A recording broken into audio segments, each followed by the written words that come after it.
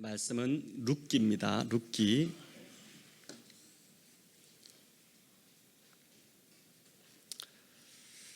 룻기 1장 1절부터 6절 말씀 저와 여러분 교독으로 우리 함께 읽어 나가도록 하겠습니다. 자, 룻기 1장 제가 먼저 읽겠습니다. 사사들이 지뢰하던 때에 그 땅에 흉년이 드니라. 유다 베들레헴의 한 사람이 그의 아내와 두 아들을 데리고 모압 지방에 가서 거류하였는데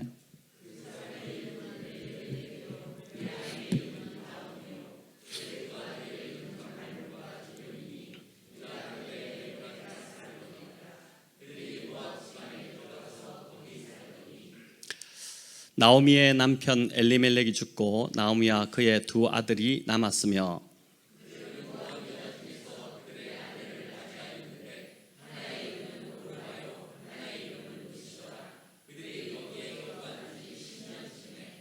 말론과 기럨 두 사람이 다 죽고 그 여인은 두 아들과 남편의 뒤에 남았더라. 그 여인이 모압 지방에서 여호와께서 자기 백성을 돌보시사 그들에게 양식을 주셨다 함을 듣고 이에 두 며느리와 함께 일어나 모압 지방에서 돌아오려 하여. 아멘. 자, 이제 금요 기도회가 좀 새롭게 바뀌어서 이렇게 막 제가 볼 때 이제 어쨌든 가보려고 하고 있습니다. 이제 조금 어색함이 있더라도 또 기도하면서 함께 좀 이 기도회를 만들어가면 좋겠고, 그래서 우리의 인사가 이제 금요일 밤에 봅시다 이런 인사로 교회 성도들의 인사가 좀 바뀌어가면 좋겠다는 생각이 듭니다.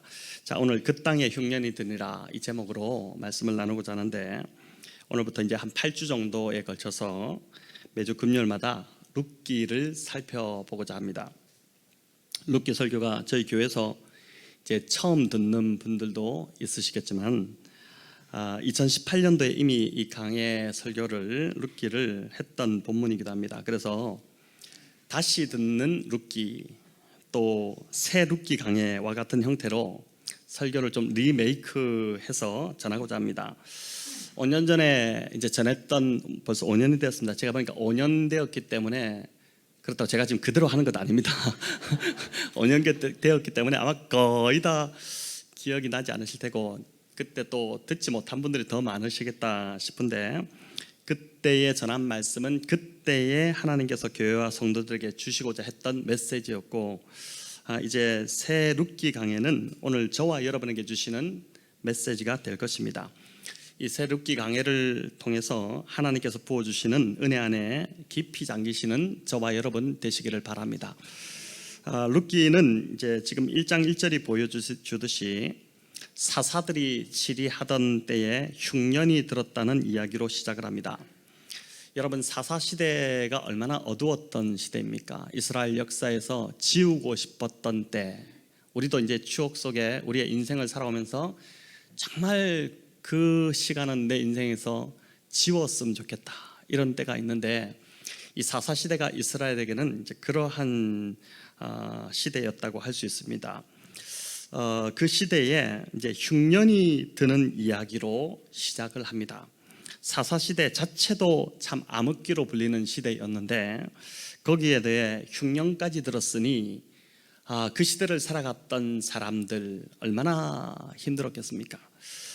그런데 이 흉년이라는 단어가 룻기의 주인공 룻을 투영하는 단어처럼 보입니다.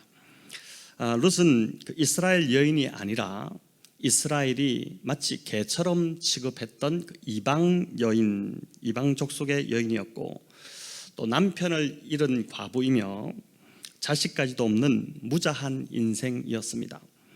그녀의 삶을 훑고 지나간 혹독한 시련으로 인해서 상실과 외로움, 아픔, 슬픔, 고통 등의 감정이 그녀를 지금 붙잡고 있었을 것이고, 거기에 더해 룻은 이제 가진 것이 넉넉하지 않았습니다. 빈손이었고 가난했고 의지할 데가 없었고, 그래서 하루하루 끼니 걱정에 이스라엘 땅으로 돌아와서도 이삭 줍기를 해야 했던 그러한 여인이었습니다. 하지만 그녀가 하나님을 붙들었을 때에 하나님은 흉년과 같던 그녀의 인생을 풍년의 즐거움으로 바꾸어 주셨습니다. 어찌 보면 저주받은 것 같은 인생, 어떤 소망도 없던 그런 인생이었는데 한낱 이방인에 불과했던 이 여인이 하나님을 붙들었을 때에 그 삶을 하나님께서 어떻게 반전시키셨는지, 그 하나님의 선하신 역사를 보여주는 책이 바로 룻기라고 할 수 있습니다. 그래서 룻기는 지금도 살아계신 하나님을 붙드는 한 그 어떤 인생도 소망이 있다는 것을 우리에게 보여줍니다. 모든 것이 다 무너져도 하나님을 붙드는 손을 지금 놓지 않고 있다면 반드시 소망이 있다는 것입니다. 인생에 혹독한 흉년이 들어도 하나님은 그 흉년을 반드시 풍년의 기쁨으로 바꿔내실 수 있는 분이시기 때문입니다. 자, 이 룻기 설교를 들으시면서 다시 한 번 더 저와 여러분의 이 인생의 소망을 우리 하나님께 두시기를 축원합니다. 1절을 다시 보시면 유다 베들레헴에 살던 한 가정이 흉년을 견디지 못해 이웃나라 모압으로 가서 거류하였다라고 합니다. 여러분, 모압이 어떤 나라입니까? 모압은 나라의 출발부터가 참 기괴한 민족이었습니다. 아브라함의 조카 롯이 소돔과 고모라가 멸망당할 때 겨우 목숨을 건지지 않습니까? 그 아내는 뒤를 돌아보았다가 소금 기둥이 되어버리는 참 비극적인 일이 벌어집니다. 자, 그때 두려움에 떨면서 두 딸을 데리고 동굴로 피신했는데 딸들이 아버지에게 술을 마시게 해서 하지 못할 짓을 하죠. 그래서 출산을 하게 됩니다. 바로 그 민족이 큰딸과 둘째 딸이 아버지를 통해서 출산을 해서 자녀를 얻게 되는데 그 자녀들이 이룬 민족이 바로 모압과 암몬 족속입니다. 시작부터 기초를 잘못 놓았던 민족이죠. 우리도 이제 참 기초를 잘 놓아야 되는데 교회를 세울 때도 바른 기초 위에 교회가 세워져야 되는데 이렇게 시작을 잘못하다 보니까 계속해서 이 민족이 참 하나님 앞에서 또 하나님 백성들을 괴롭히는 그러한 엉뚱한 민족으로 그렇게 계속 자라가게 되는데, 여러분, 이 룻은 바로 이 모압 족속의 여인이었습니다. 2절은 이 나오미의 식구들의 이름을 알려주는데 남편이 엘리멜렉입니다. 엘리멜렉은 나의 하나님은 왕이시다. 이 얼마나 신앙적인 이름입니까? 굉장히 믿음이 담긴 이름이죠. 또 나오미는 나의 즐거운 자라는 뜻입니다. 이 또한 성경적인 이름입니다. 그런데 아들들의 이름이 특이합니다. 말론과 기련인데 말론은 질병이라는 뜻이고 기련은 죽음이라는 뜻입니다. 아니, 무슨 아이의 이름을 이렇게 험하게 지었을까 이런 생각이 들지 않습니까? 우리가 자식을 낳고 너는 질병이다, 너는 죽음이다 이렇게 짓지 않지 않습니까? 아이들이 태어났는데 병약해서 이렇게 지었을까 이런 생각도 드는데 이것은 당시 풍습과 관련이 있었다고 볼 수 있습니다. 이름이 굳으면, 부모가 자녀의 이름을 이렇게 굳게 지으면 악기가 건드리지 않는다고 해서 이름으로 액땜을 하고자 한 것입니다. 이렇게 하면 이후에 건강하게 자란다고 믿은 것입니다. 일종의 이제 미신인 것이죠. 그런데 우리나라도 다르지 않습니다. 아명을 이렇게 짓는 풍습이 있었습니다. 황희정승의 아명은 도야지였다고 하죠. 돼지라는 뜻입니다. 그리고 이제 고종이 등극하기 전까지 가지고 있었던 아명은 참 재밌게도 개똥이였다고 합니다. 왕을 갖다가 개똥이라고 이렇게 불렀더니 아이 이름을 이렇게 지으면 이후에 잘 산다고 믿었던 그 미신적 가치 때문이었던 것이죠. 그런데 본문은 여기에서 이름만 알려줄 뿐 이름에 대한 별도의 언급이 없습니다. 오히려 이들이 어디 출신인지에 더 좀 초점을 맞추는데 우리 2절을 다시 한번 읽어볼까요? 그 사람의 이름은 엘리멜렉이요 그의 아내의 이름은 나오미요 그의 두 아들의 이름은 말론과 기련이니 유다 베들레헴 에브라스 사람들이더라. 그들이 모압 지방에 들어가서 거기 살더니. 아멘. 여기 보면 이들이 어디 출신이라고 합니까? 베들레헴 에브라스 사람들이었더라 이렇게 하죠. 여러분, 베들레헴은 이제 떡집이라는 뜻입니다. 베들레헴, 벳 베트레헴 이런 뜻인데, 베트가 집이고 레헴이 떡이라는 뜻입니다. 그러니까 둘이 합쳐서 이제 베들레헴 하면 떡집인데, 떡집인 이 베들레헴에 떡이 떨어지는 흉년이 지금 찾아온 것입니다. 흉년이 얼마나 극심했는지를 아시겠죠? 그런데 베들레헴 중에서도 에브랏 지역이었습니다. 에브랏은 에브라다인데, 베들레헴 에브라다 많이 들어보셨죠? 이는 아주 작은 동네지만 이곳은 아주 유명한 곳입니다. 바로 다윗이 여기 출신이고, 베들레헴 에브라다 출신 중에 다윗이 있고, 또 선지자 미가의 그 예언에 의하면 예수님이 태어나신 곳이 바로 베들레헴 에브라다입니다. 예수님이 베들레헴 에브라다에 태어나셨습니다. 에브라다는 열매 맺다, 또 풍성하다 이런 뜻인데, 풍성히 열매 맺는 떡집에 살던 사람들이 먹을 것이 없어서, 먹을 것이 다 떨어져서 이방 땅으로 이주해야 하는 아이러니한 상황이 벌어진 것입니다. 자, 그런데 그렇게 이주해 갔으면 잘 살았어야 할 텐데, 모압으로 간 지 얼마 안 되어 남편이 죽었고, 두 아들마저 이민 한 10년 차 되던 해에 둘 다 죽어버립니다. 타지에서 남편 죽은 것도 너무 힘든 일인데, 그 아픔을 겨우 받아들였는데, 힘겹게 키워놓은 두 아들마저, 결혼시켰는데 그 두 아들마다 죽어버린 것입니다. 그것도 대를 이을 자식 하나 없이, 하나도 남기지 않고 둘 다 죽어버렸으니 이 나오미의 삶이 철저하게 깨어져 버린 것입니다. 남자 셋이 다 죽고 시어머니와 두 며느리만 남게 되었으니 이 집안은 이제 대가 끊어져 저주받은 것 같은 그런 신세로 전락해 버린 것입니다. 성도 여러분, 나오미의 이 비극적인 처지를 접하면서 어떤 마음이 드십니까? 나오미의 인생이 불쌍하다는 생각이 들 수 있습니다. 가서 함께 울어주고 싶고 그런 마음도 들 것인데, 그런데 주변 이웃들이 볼 때 이 집안 참 이상하다, 요상하다는 그런 생각이 들지 않겠습니까? 저 집안은 도대체 왜 저렇게 안 풀릴까? 우환이 왜 저렇게 겹칠까? 남편은 왜 죽었대? 또 아들들은 왜 죽은 거야? 무엇을 잘못했대? 무슨 죄를 지었대? 이런 궁금증이 일어나지 않았겠습니까? 그런데 이런 말이 아픔을 당한 당사자에게는 또 한 번 그 사람을 죽이는 꼴이 됩니다. 마치 욥의 세 친구와 같은 접근입니다. 욥의 세 친구가 욥에게 찾아와서, 완전히 고난당하고 있는 욥에게 찾아와서 내가 당한 이 고난은 이유가 있는 고난이다, 이렇게 하면서 회개해야 된다라고 몰아붙이지 않았습니까? 아니 된 굴뚝에 연기가 나겠느냐, 반드시 문제가 있으니 이런 고난이 온 것이 아니냐라고 몰아세웠던 것이죠. 차라리 위로를 하러 오지 말지, 위로한답시고 와서 마음만 긁어놓고 간 것입니다. 이럴 경우는 그냥 와서 함께 울어만 줘도, 아니 그냥 손만 잡아줘도 위로가 될 텐데, 어줍잖게 고통의 원인을 해석해 준다고 하면서 더 상처만 안겨준 것입니다. 자, 룻기를 이런 관점으로 설교할 수 있고, 또 이런 설교를 많이 들으셨을 것입니다. 나오미에게 닥친 이 비극적 사건을 나오미가 약속의 땅을 떠났다는 데서 찾는 것입니다.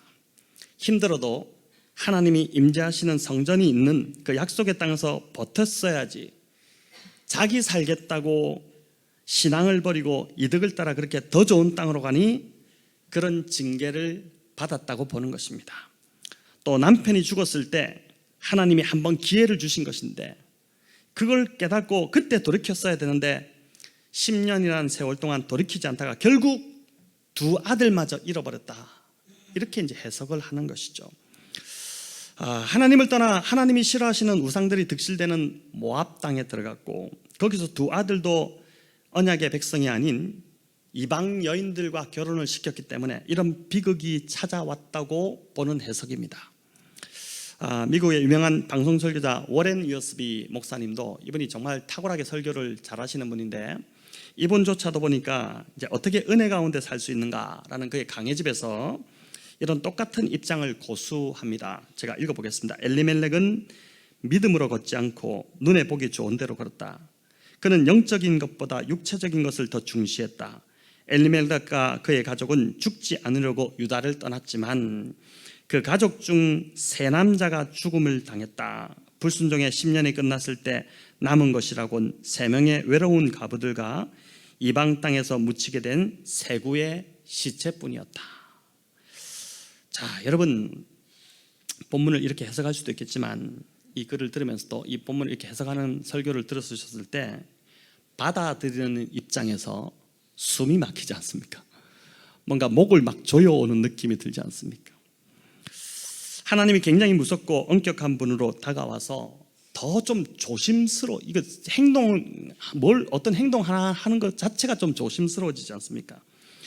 아마 우리 성도님들도 이런 관점으로 룻기 설교를 많이 들으셨을 것입니다. 나오미에게 닥친 비극을 언약적 징계로 보는 것입니다. 자, 이렇게 설교하면 목사님들이 교회를 이끌어가기가 상당히 좀 쉽습니다.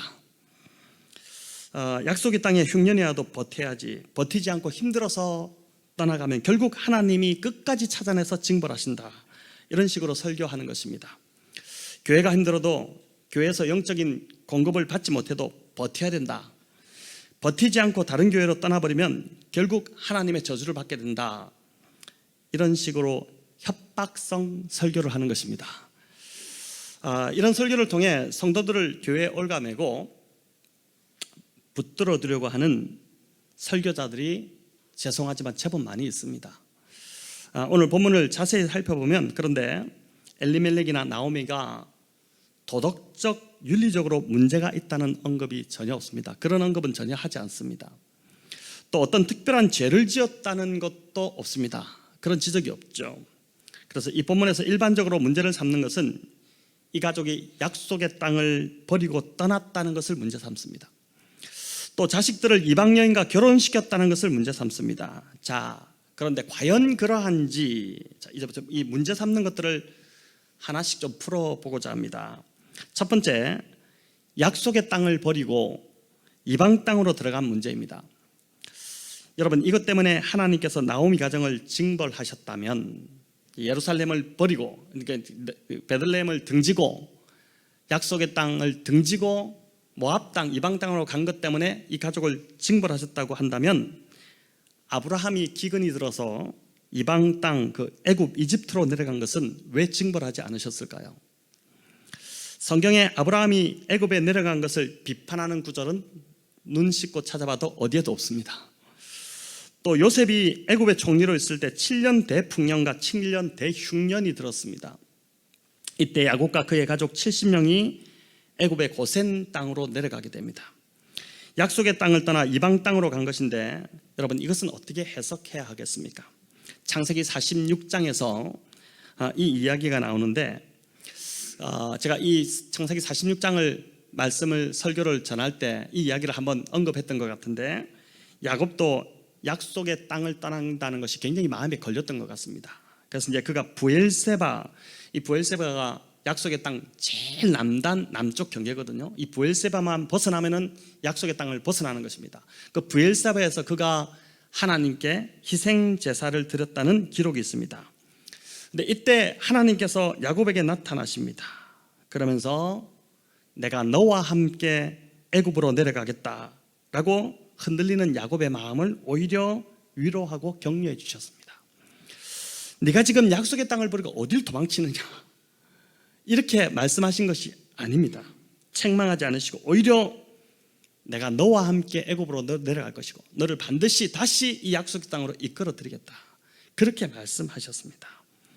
바로 이런 모습이 하나님의 성품이라고 저는 믿습니다.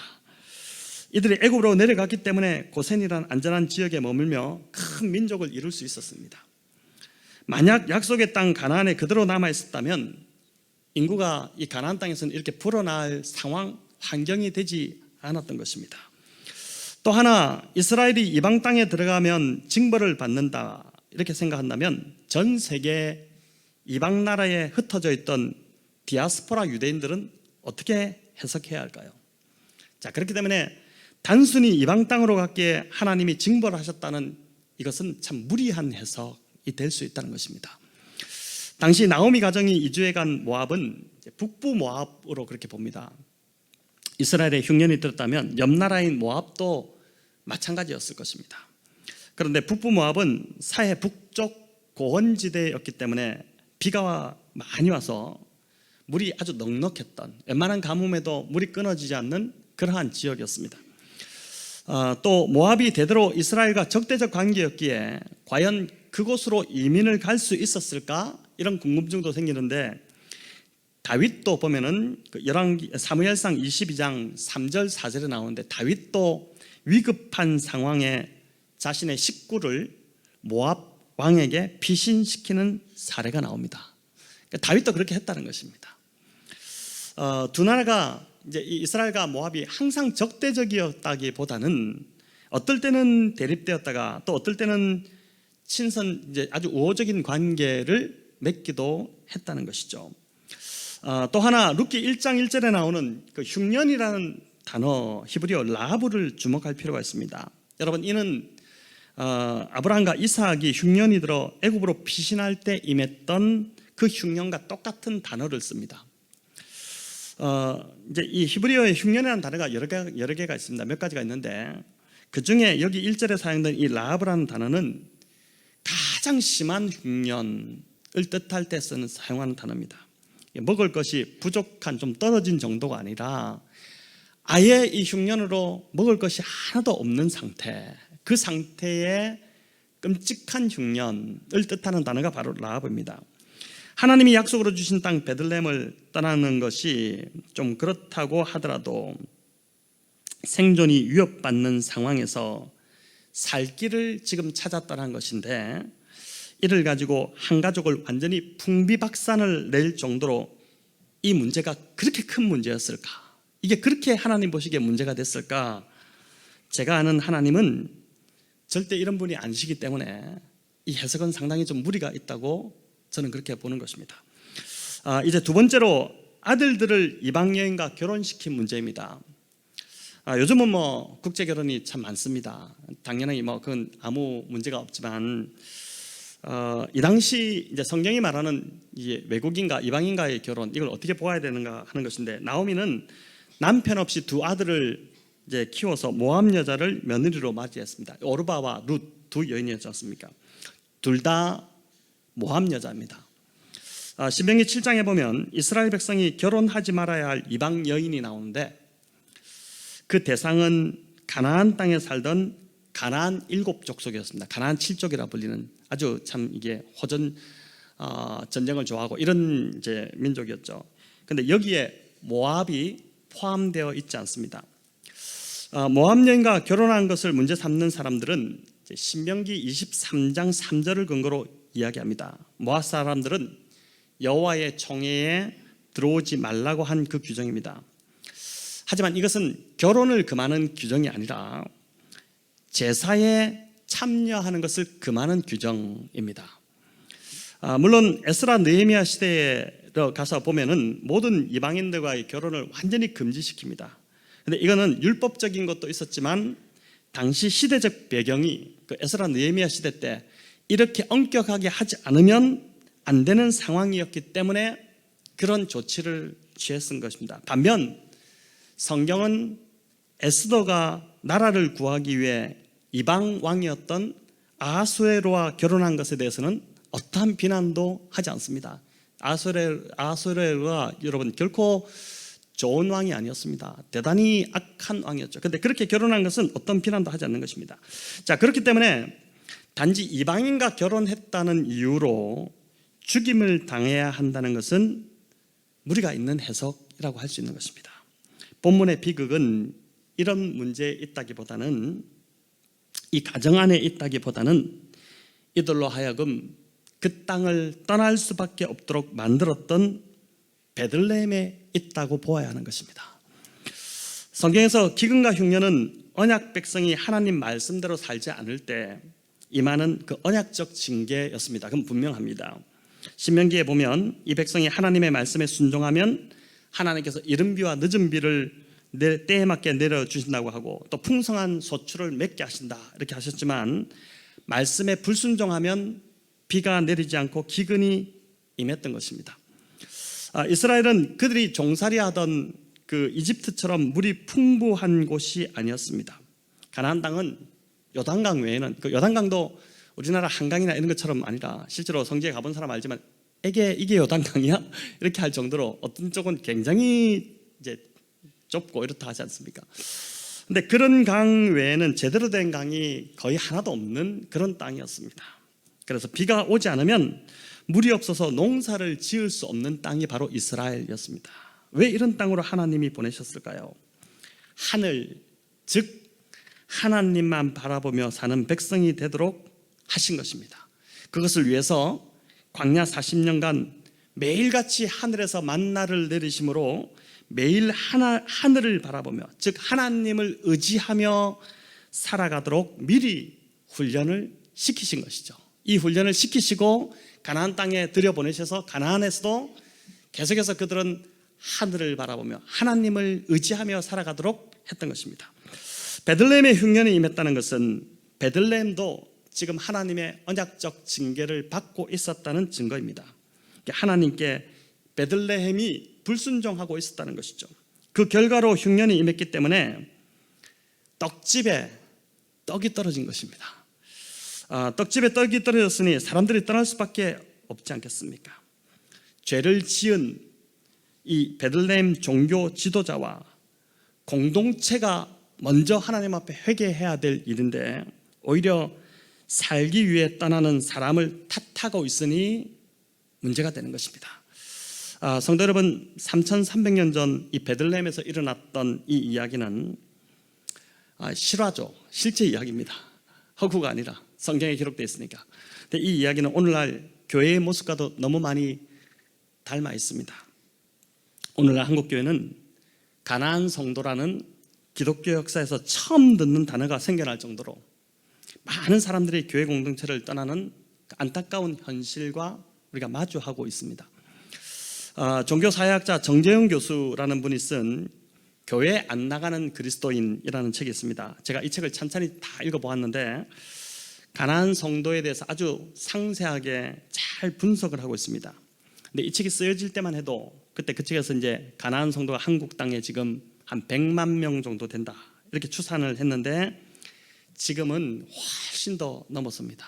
200만도 넘었고 300만에 가깝다 이런 이야기를 제가 들었는데 여러분 그들 중에 33%는 교회가 너무 실망스러워서 너무 실망한 나머지 기독교 신앙은 가지고 있겠지만은 교회는 다시는 안 나갈 것이다 이렇게 이제 생각한다고 합니다. 참 가슴 아픈 일이죠.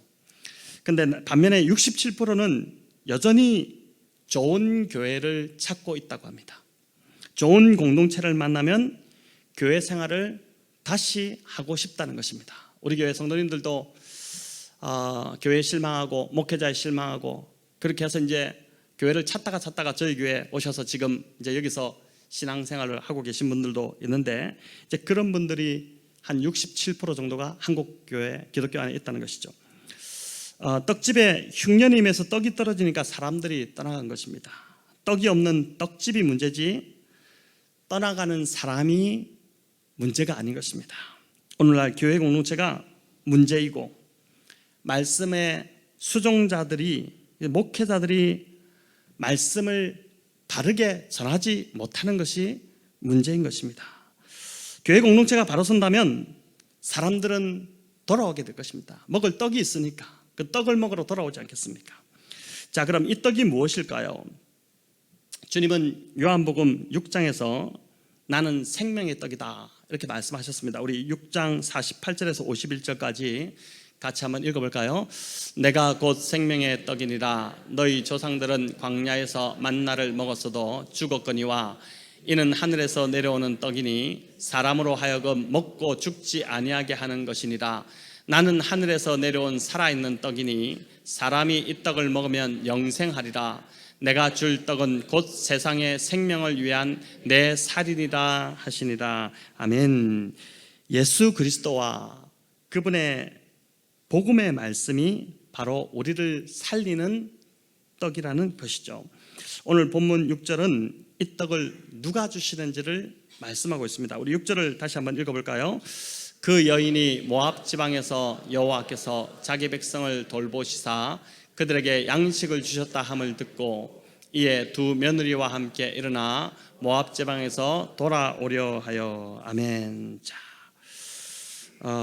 여기 양식은 히브리어로 레헴이라는 단어인데 베들레헴의 레헴입니다. 양식, 즉 양식은 떡을 말하는 것이죠. 이 떡을 누가 주느냐? 룻기는 자기 백성을 돌보시는 여호와 하나님이 주신다고 말씀하고 있습니다. 더 나아가 신약에서는 하나님이 떡을 주시는 것을 넘어 친히 떡이 되셨다는 것을 우리에게 알려주죠. 자신의 몸을 내어주심으로 그 몸을 먹고 살도록 우리 주님이 십자가에서 친히 그 몸을 다 찢기시고 내어주셨습니다. 가난한 성도라는 말은 기독교 역사에 없던 단어입니다. 이례적인 일입니다. 1세기 성도들이 들었다면 기가 막혀서 말이 나오지 않았을 것 같습니다. 이제 성도인데 교회 안 나가는 성도라는 것이 말이 안 되기 때문입니다. 그래서 오늘날 교회의 사명은 전도하고 선교하는 것도 중요하지만 떡이 없어 교회를 떠나가는 이들에게 생명의 떡을 공급하여 주어서 다시 신앙을 회복하도록 하는 일, 그 일이 대단히 중요한 또 하나의 사명이라고 할 수 있을 것입니다. 흉년이든 공동체에 양식을 주시는 일, 즉 떡을 주시는 일은 오늘 이 6절 말씀처럼 하나님께서 자기 백성을 돌아보셔야지만이 가능한 일입니다. 즉 하나님의 은혜가 임해야 하는 것입니다. 그러나 여기에 더해서 나오미처럼 주저앉은 자리에서 일어나서 은혜 베푸시는 곳으로 나아오기로 하는 그 결단이 필요한 것입니다. 우리 측에서 하나님은 은혜 주시겠지만 우리 편에서 하나님께로 나아가고자 하는 그 결단이 필요하다는 것이죠. 우리 6절을 다시 한번 읽어볼까요? 그 여인이 모압 지방에서 여호와께서 자기 백성을 돌보시사 그들에게 양식을 주셨다 함을 듣고 이에 두 며느리와 함께 일어나 모압 지방에서 돌아오려 하여. 아멘. 자, 하나님이 자기 백성을 돌아보셔서 양식, 즉 은혜를 주셨다는 소식을 들었다면 나오미처럼 일어나서 그 은혜의 자리로 나아가려고 해야 된다는 것이죠. 은혜의 소식을 듣고도 계속 절망의 자리에 주저앉아 있다면 하나님도 도리가 없는 것입니다. 방법이 없는 것이죠. 저는 오늘 이 말씀을 준비하면서 이 금요 기도회야말로 하나님께서 저희 교회를 돌아보셔서 은혜의 양식을 주시는 자리라고 그런 생각이 들었습니다. 자, 그렇기에 삶이 힘들어도 우리는 무조건 오늘도 참 많이 나오셨는데 이제 하나님 은혜 베푸시는 이 은혜의 자리로 나와야 한다는 것이죠. 그래서 양식을 먹고 살아날 수 있다는 것입니다.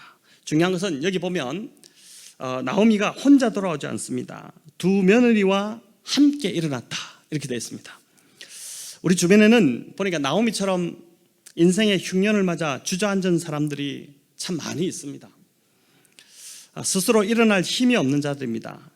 더 이상 어떻게 해야 할지 몰라서 길을 잃어버린 자들이죠. 그냥 두면 그렇게 인생이 끝날 자들입니다. 그들의 손을 잡고 일으켜서 은혜의 자리로 나아오도록 돕는 일을 하는 것, 그게 이제 우리가 6전원을 지나면서 우리 성도님들이 해야 될 일이 아닐까 하는 생각을 해보게 됩니다. 그들을 위해 우리가 기도해 줄 수도 있고 또 물질적으로 여러 도움을 줄 수도 있을 것입니다. 하지만 가장 필요한 도움은 그들의 손을 잡고 하나님이 은혜 베푸시는 자리로 그들을 이끌고 나아오는 것입니다. 그게 가장 큰 도움이 될 것입니다. 하나님께서 그 백성을 이제 돌아보셔서 베푸신 그 은혜의 양식을 나만 먹는 것이 아니라 그들도 먹도록 도와주는 것입니다.